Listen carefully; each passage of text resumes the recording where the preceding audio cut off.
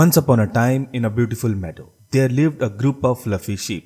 They were content, spending their days eating grass and playing together. Nearby, a young lion named Leo watched the sheep with curiosity. Leo wasn't like the other lions. He didn't want to chase or eat the sheep. Instead, he admired their peaceful and joyful lives. Leo decided to befriend the sheep. At first, they were scared because lion and sheep were very different.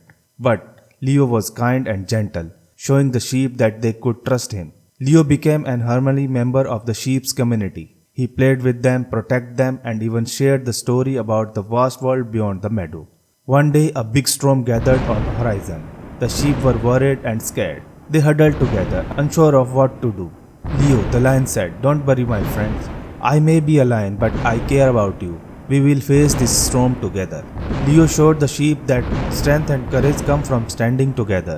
No matter our differences, the storm passed and the meadow flourished once again.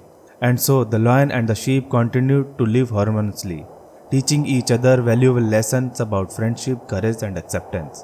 Leo and the sheep, a heart-winning tale about the strength found in unity and friendship. It's not about how different we are. It's about the joy we share when we stand together.